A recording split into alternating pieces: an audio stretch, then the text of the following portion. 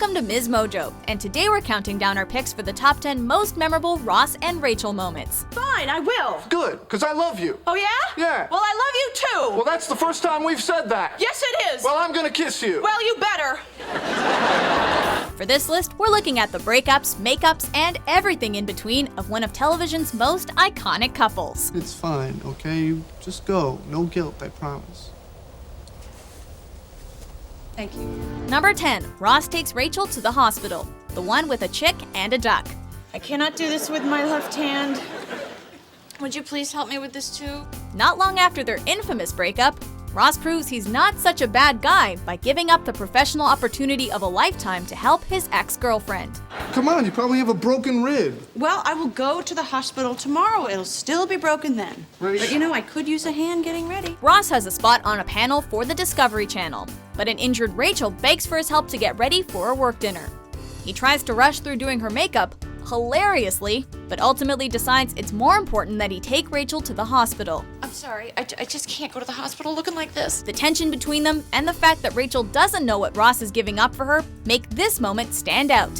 And when Rachel does find out, she's incredibly moved and almost seems ready to forgive Ross for the whole "we were on a break" fiasco. You should get some sleep. Okay. So I'll, Oh, I'm sorry I spoiled your evening. No, no, as long as you're okay. So I'll see you tomorrow. Yeah. Number 9, Marriage in Vegas, the one in Vegas. Are you sure you want to do this?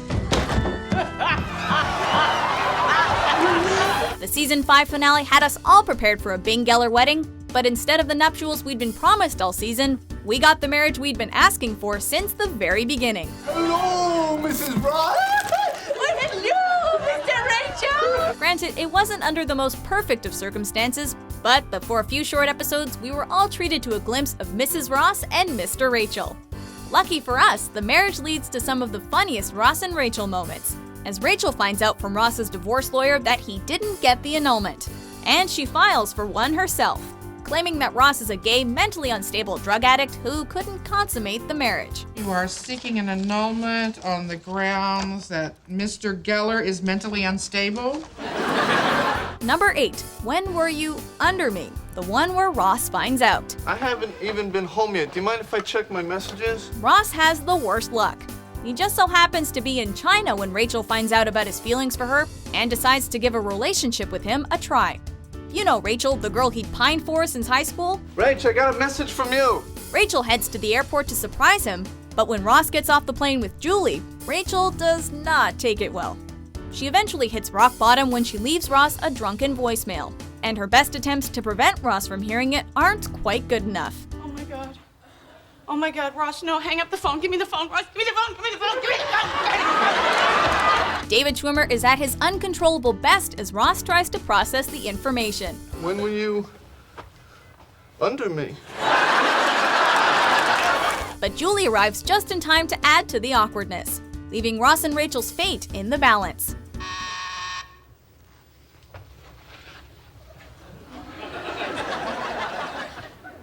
That's Julie. That's Julie. Number 7, Night at the Museum, the one where Ross and Rachel, you know. What is this? What are you doing? Do you want cran apple or cran grape? Great. Okay, now sit. Ross and Rachel are both excited for their first real date when Ross gets called in to work. While a museum date may sound lame, Ross pulls out all the stops, setting up some sexy tunes and a beautiful projection so the pair can stargaze while sipping on their juice boxes. Listen, I'm sorry I had to work tonight. Oh, that's okay. You were worth the wait. It wasn't the date they'd been planning, but it turns out to be just as romantic, if not more so. That is, until they wake up the next morning to see a visiting group of stunned school children. Can't believe I'm waking up next to you. I know, it is pretty unbelievable.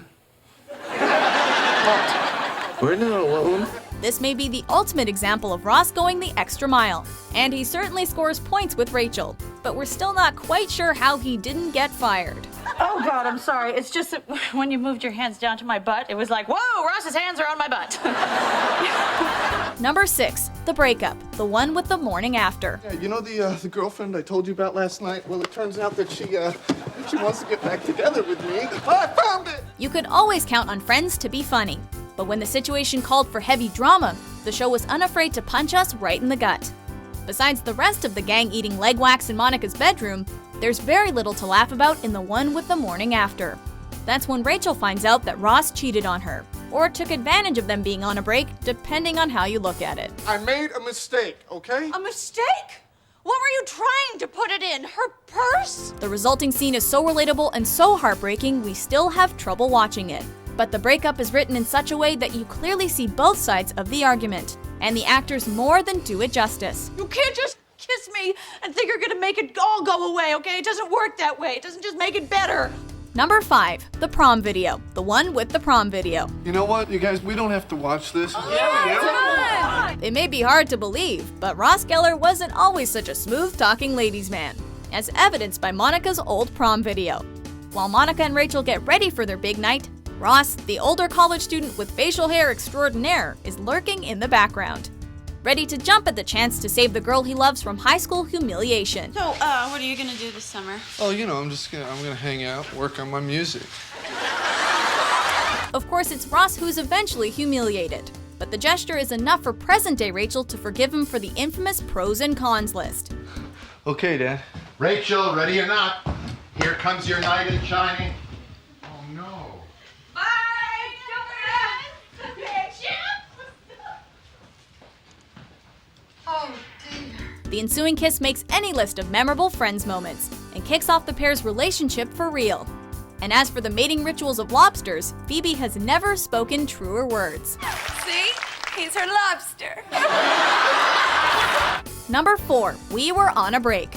The one with the jellyfish. You know, I can't believe I even thought of getting back together with you. We are so over. The show's most infamous quote originated in season 3, when Rachel suggests they take time apart to think about their relationship, and well, we've already mentioned what happens next. We were on a break, okay? Ross's excuse became a running gag on Friends, but perhaps its greatest ever use comes during their second breakup.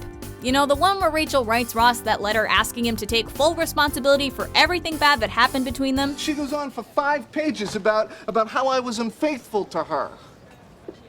We were on a break! There's nothing subtle about this blowout. This time, both Ross and Rachel do their best to publicly shame each other. I just feel bad about all that sleep you're gonna miss wishing you were with me. Oh, no, don't you worry about me falling asleep.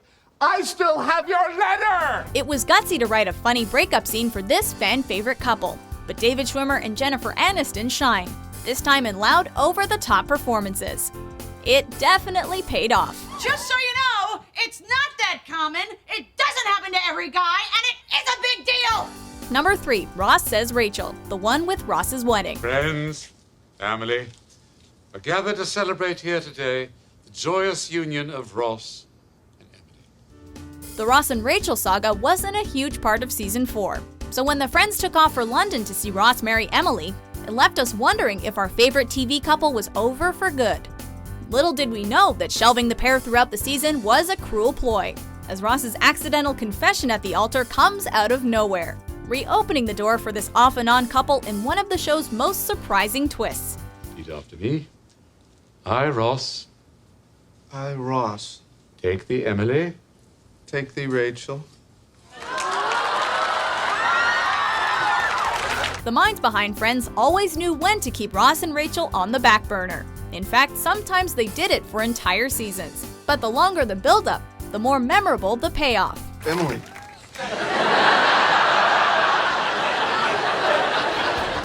Number 2, the first kiss, the one where Ross finds out. I didn't get a cat. Oh, that's, interesting. No. The one where Ross finds out is arguably the most quintessential Ross and Rachel episode ever, as drunken messages and arguments over Ross and Julie's cat culminate in one iconic moment at Central Perk. I was doing great with Julie before I found out about you. Hey, I was doing great before I found out about you. You think it's easy for me to see you with Julie? Well, then you should have said something before I met her. Rachel is closing down the deserted coffee shop when Ross turns up to rant at her. Emotions run high, ships have sailed, but it's clear what they both want even through all the yelling. I don't need your stupid shit. Good. And you know what? Now I got closure.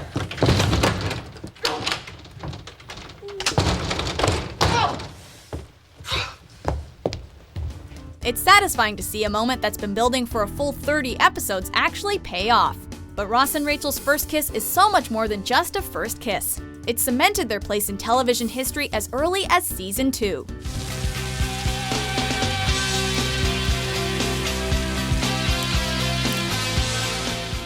Before we unveil our number 1 pick, here are a few honorable mentions. Oh my god! Oh my god, she's here! Oh, she's perfect. Oh. How did you propose? Oh, yeah, that's a great story. Well, actually, I took her to the planetarium. That's where we had our first date. She walked in, and I had the room filled with lilies, her favorite flower. That is so sweet. I want to hear the rest. A brand new woman, ladies and gentlemen. Thank you. I could not have done this without you. Number 1, I got off the plane, the last one. I've got to see you. I've got to get off this plane. Oh my god. 10 years after we first met this iconic couple, Rachel finds herself moving to Paris and has to say au revoir to her friends. I love you. Good night.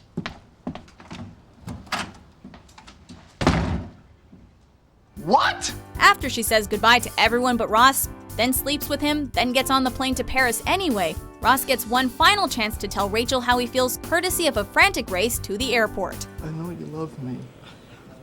I know you do. Miss. I have to get on the plane. No, you don't. Yes, I do. No, you I don't. do. They're waiting for me, Ross. I can't do this right now. I'm sorry.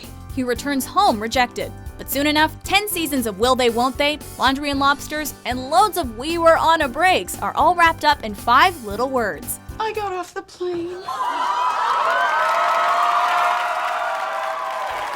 The way to see Ross and Rachel get their happily ever after comes down to a last-minute change of heart and a faulty phalange, but it was all totally worth it. I do love you. I love you too, and I am never letting you go again. Okay, because this is where I want to be. Do you agree with our list? Which Ross and Rachel moment did we leave out? Have you been working out? I have been working out. For more memorable Top 10s published daily, be sure to subscribe to MsMojo. I'm going to need a copy of those. Totally. Yeah.